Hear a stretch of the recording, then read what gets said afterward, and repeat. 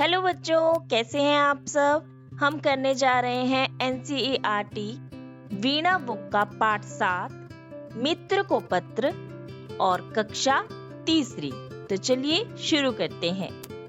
ये एक बच्चा है बच्चों, जो पत्र लिख रहा है, यानी कि लेटर लिख रहा है किसे, अपने मित्र को, जिसका नाम अभिषेक है और इसका नाम है रूपम। तो चलिए शुरू करते हैं। प्रिय मित्र अभिषेक, वो अपने मित्र को प्यार से बोल रहा है, प्रिय मेरे मित्र अभिषेक, नमस्ते। आशा है कि तुम और परिवार में सभी सकुशल होंगे। सकुशल मतलब अच्छे से होंगे, स्वस्थ होंगे और गर्मी की छुट्टियों का आनंद ले रहे होंगे। तो बच्चों, ये बात की गई है गर्मी की छुट्टियों की जो कि होती हैं, जैसे आपको होती हैं समर वेकेशंस, है ना। तो ये गर्मी की छुट्टियों की बात की गई है। मैं अपनी छुट्टियां मनाने अपने नाना नानी के घर गुवाहाटी आया हुआ हूँ। तो रूपम क्या लिख रहा है कि वे अपनी गर्मियों की छुट्टियां मनाने नाना नानी के घर गया है। जैसे आप बच्चों जाते हैं, गुवाहाटी भारत के पूर्वोत्तर प्रदेशों का प्रदेश द्वार है। पूर्वोत्तर प्रदेशों, गुवाहाटी जैसे प्रवेश द्वार होता है। जैसे आप अपने घर में एंटर होते हैं, किचन में जाने के लिए, रूम में जाने के लिए, तो उसका एक मेन गेट होता है ना, तो उसको बोलते हैं प्रवेश द्वार। वैसे ही जो गुवाहाटी है वो भारत के पूर्वोत्तर प्रदेशों का प्रवेश द्वार है। ठीक है, जैसे असम, मिजोरम, मेघालय, नागालैंड, मणिपुर, सिक्किम, त्रिपुरा, अरुणाचल प्रदेश। ये कितने हो गए? 8। ये 8 प्रदेशों को जो अगर हमें जाना है तो हमें इन 8 प्रदेशों में आपको जाना है, तो आप गुवाहाटी से होकर जाएंगे। ठीक है, तो ये उनका प्रवेश द्वार है। ये एक बहुत सुंदर और विशाल महानगर है। महानगर किसे बोलते हैं? जो बहुत विशाल और बड़ा नगर होता है। ठीक है, उनमें से हमें 8 प्रदेशों से होके जाना पड़ता है। ये उसी का ही ये प्रवेश द्वार है, जो ब्रह्मपुत्र नदी के तट पर स्थित है। नदी है जिसका नाम है ब्रह्मपुत्र, वो उसके तट पर स्थित है।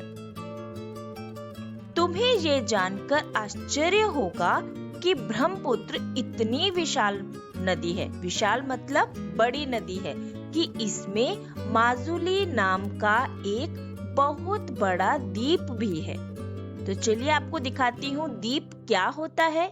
ये देखिए, ये है द्वीप और इसका नाम क्या है? माजुली।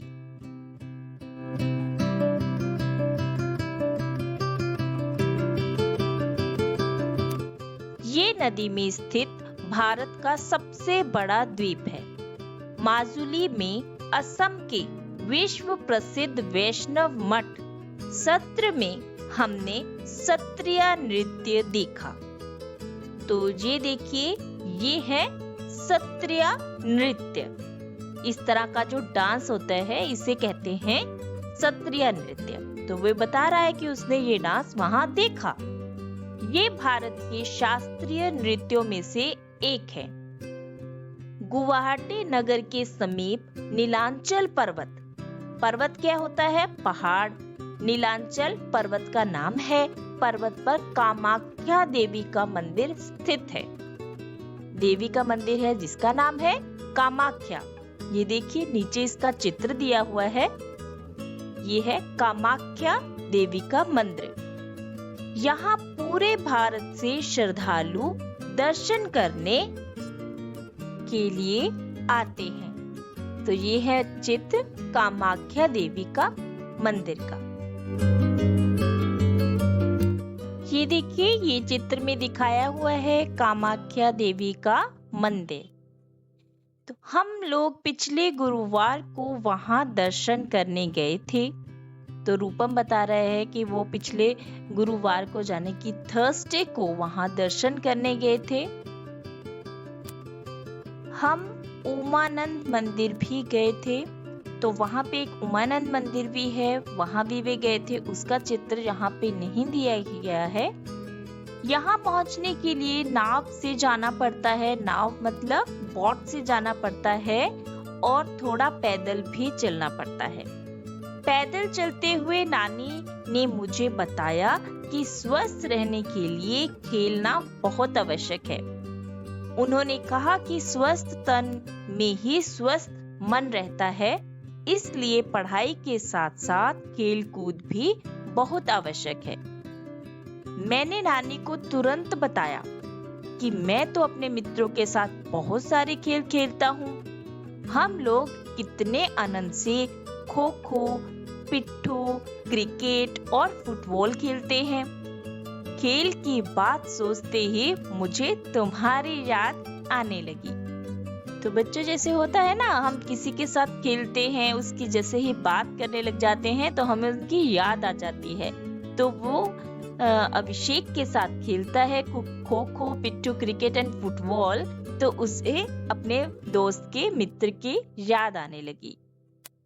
मैं तुम्हें यहाँ के बहुत सारे अनुभव सुनाना चाहता हूँ। अनुभव मतलब जैसे जो उसने वहां पे जाके किया, वहां पे जाके फील किया, कहाँ जाके अपने नानी के घर, तो उसने वो उसे सुनाना चाहता है। जल्द ही लौटूंगा, शेष शुभ है, बड़ों को प्रणाम। शेष मतलब बाकी जो बचा है सब शुभ है, बाकी सब शुभ है, बड़ों को प्रणाम, तुम्हारा मित्र रूपम। तो इसके नेक्स्ट वीडियो में मैं इनके प्रश्न उत्तर करूंगी, और मेरी वीडियो को देखने के लिए चैनल को लाइक एंड सब्सक्राइब करें। Thank you.